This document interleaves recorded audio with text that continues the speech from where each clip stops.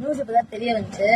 நம்ம state government awards இருக்குல்ல தமிழ்நாடு, அவங்க வந்துட்டு பெஸ்ட் சைல்டு ஆர்டிஸ்ட் வந்துட்டு நான் இருப்பேன்னு நினைச்சேன். ஆனா இல்ல. 2019 ரிலீஸ் ஆன சூப்பர் டிலக்ஸ்ல ராஸ்குட்டி நடிச்சிருந்தேன். அது கண்டிப்பா கிடைச்சிரும் நான் நம்பினேன். ஆனா கிடைக்கல. சரி ஓகே, அதுலதான் கிடைக்கல. 2022 ரிலீஸ் ஆன மைடியர் பூத்லாச்சும் கிடைக்கும் நான் ரொம்பவே நம்பினேன். சரி ஓகே, அதுல கிடைக்கல, இதுலாச்சும் கிடைச்சிரும் ரொம்ப நம்பினேன். அதுலயும் கிடைக்கல. ஜூரி மெம்பர்ஸ் இந்த மாதிரி படங்களை பாக்குறாங்களா இல்லையா எனக்கு தெரியல.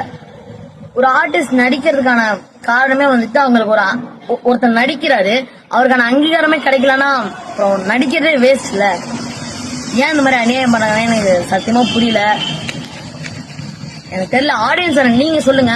இந்த 2 படத்தையும் பாருங்க. அந்த வயசுல அந்த நடிப்புக்கு மேல வேற என்ன தேவைன்றது எனக்கு உண்மையிலே எனக்கு புரியலங்க.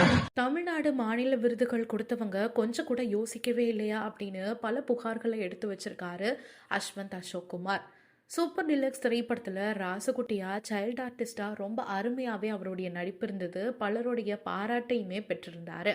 இந்த படத்துக்கு கண்டிப்பாக அவார்டு கிடைக்கும் அப்படின்னு எதிர்பார்த்ததாகவும் அவருக்கு விருது கிடைக்கல அப்படின்னு ரொம்பவுமே வருத்தமாக பேசியிருக்காரு. இதெல்லாம் ஜூரி பார்ப்பாங்களா இல்லையானே தெரியல. நிறைய தமிழ் படங்கள் இருக்கு, நான் ரொம்பவும் நல்லா நடிச்சிருந்தேன். இந்த திரைப்படத்துக்கு கண்டிப்பாக எனக்கு விருது கிடைக்கும்னு எதிர்பார்த்தேன். ஆனால் எனக்கு கிடைக்கல.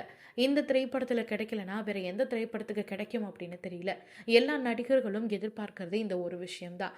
நம்மளுடைய நடிப்புக்கு அங்கீகாரம் அப்படிங்கிற ஒன்று கிடைக்கணும். அந்த அங்கீகாரம் கிடைக்கல அப்படின்னா எதுக்காக நடிக்கிறோம் அப்படிங்கிறதே தெரியாமல் போயிடும் அப்படின்னு ரொம்பவுமே வருத்தப்பட்டு பேசியிருக்காரு.